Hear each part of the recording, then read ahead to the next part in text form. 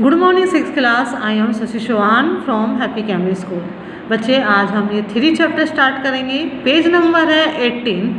Chapter का नाम है निष्ठुर अनुकंपा, अर्थात दूसरों का कष्ट या दुख देखकर उनके प्रति मन में उत्पन्न होने वाली दया। दूसरों का कष्ट देखकर या दुख को देखकर जो उनके मन में जो प्रति मन में उत्पन्न होने वाली दया। किसी शहर में एक कुलीन परिवार रहता था। कुलीन क्या होता है बच्चे? जो ऊंचे कुल में पैदा हुआ हो। उसमें 4 भाई थे।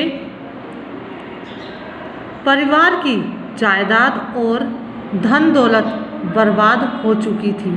चारों भाई हुनरमंद और पढ़े लिखे थे, फिर भी वे अपनी खानदानी इज्जत के कारण कहीं कोई नौकरी चाकरी या काम धंधा नहीं कर पाते थे। बच्चे उन चारों भाइयों के अंदर हुनर तो था, पढ़े लिखे भी थे वे, पर फिर भी वो कोई काम धंधा या नौकरी नहीं करते थे। घर की गरीबी दिनों दिन बढ़ रही थी। घर की स्त्रियों के आभूषण भी वे लुके छुपे कम दामों में बेच चुके थे। बच्चे यानी कि जितनी भी धन संपत्ति थी धीरे धीरे क्या होती जा रही थी? ख़त्म होती जा रही थी, क्योंकि जो कुछ थोड़ा बहुत बच गया था जैसे जेवर है तो वे भी चोरी छुपे करके उनको बेच डालते थे। आखिर वह स्थिति भी आई जब घर में कुछ भी ना बचा और खाने पीने के लाले पड़ने लगे। अब बच्चे जब सारा कुछ बिक गया तो घर में खाने की दिक्कतें होने लगी। उनके घर के पास बगीचे में सहीजन का एक पेड़ था। उसके फलने का मौसम था। लंबी लंबी और हरी हरी सहीजन की फलियां डालियों पर लटक रही थी। पेड़ बच्चे किसका था? सहीजन का। जब शाम हो जाती और चारों तरफ कुछ सन्नाटा छा जाता तो उन चारों भाइयों में से कोई एक उस पेड़ पर चढ़ जाता और फलियों को तोड़कर नीचे गिरा देता था। कुछ रात बीते एक कुंजड़िन आती और सहीजन की फलियां खरीदकर ले जाती थी। इससे जो थोड़े से पैसे मिल जाते उन्हीं से उस परिवार का निर्वाह होता था, यानी गुजारा होता था। बच्ची वो सहीजन की फलियां किसको बेच देते थे? वो कुंजड़िन, एक कोई स्त्री थी जिसको बेच दिया करते थे, और जो पैसे आते थे उसी से ही गुजारा हो रहा था।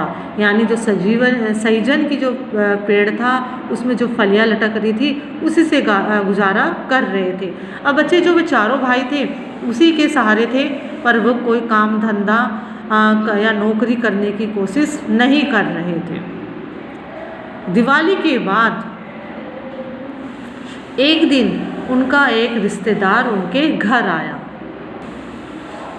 उसे इन लोगों की बुरी दशा की जानकारी नहीं थी। बच्चे जो रिश्तेदार था उसको नहीं पता था कि इनके घर में खाने तक के भी लाले पड़ रहे हैं, ये गुजारा इनका किस तरह से चल रहा है।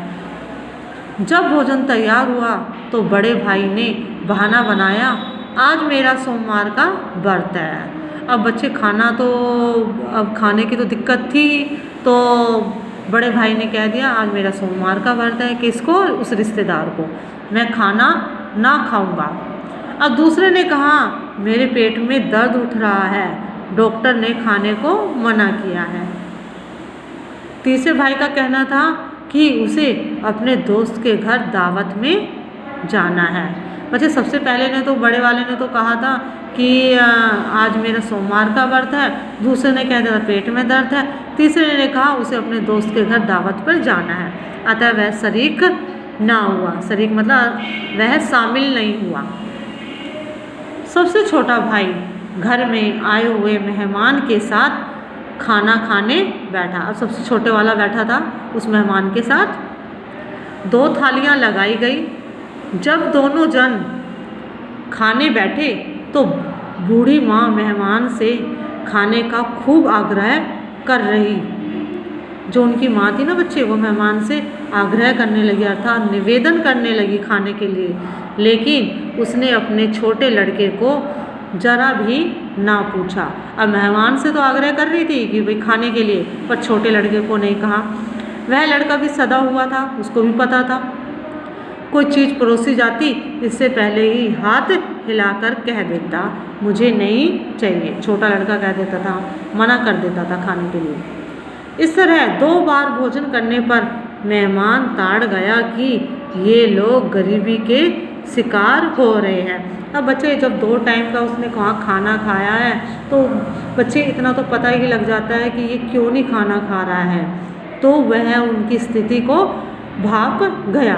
फाका खसी के मारे घर की हालत खराब थी। फाका खसी का मतलब होता है कि घर में खाने पीने की दिक्कतें,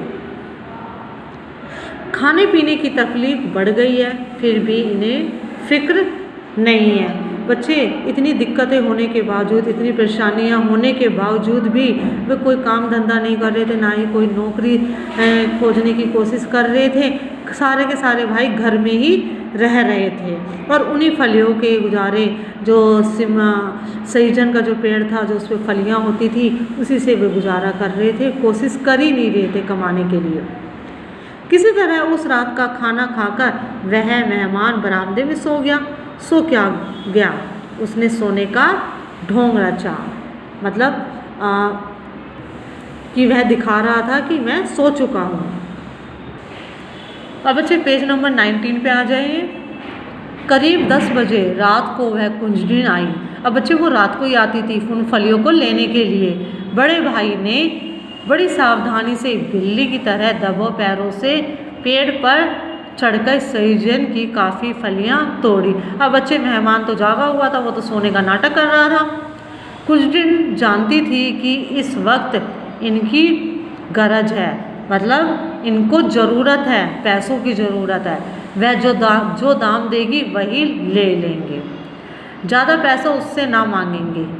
जब बड़ा भाई सहीजन की फलियां लेकर कुंजड़िन के पास आया तो उसने दाम कम दिए और कहा, अब बच्चे उसने और दाम कम दे दिए कुंजड़िन ने, क्योंकि उसको पता था इनको ज़रूरत है, जो भी पैसे देंगे ये ले लेंगे। आजकल सहीजन की मांग नहीं है, मुझे भी बाज़ार में लाभ नहीं मिलता। ये कौन बोलती है? कुंजड़िन। अब मैं तुमको पहले की तरह ज़्यादा कीमत नहीं दे सकती, तुम्हारी गरज हो तो दाम लो, नहीं तो मैं चली। कौन बोल रही है? ये कुंजड़िन। मत बोलो। बच्चे यहाँ पर है, बड़े भाई ने मुंह पर हाथ रखकर कहा, तुम जितना देना चाहो दे दो, क्योंकि वो चाहता नहीं था कि शोर हो और जो मेहमान आए वो हमारी स्थिति को देखे। तो उसने कहा, बड़े भाई ने, जितना दोगे ले लेंगे, मगर ज़ोर से मत बोलो, बरामदे में हमारे मेहमान सो रहे हैं, जाग जाएंगे। बच्चे ये चैप्टर आज हम यहाँ तक ही पढ़ते हैं, नेक्स्ट आगे का हम नेक्स्ट क्लास में पढ़ेंगे। ठीक है बच्चे, ये 3rd चैप्टर आपको रीड करना है, ये चैप्टर आप पूरा रीड करोगे। Thank you.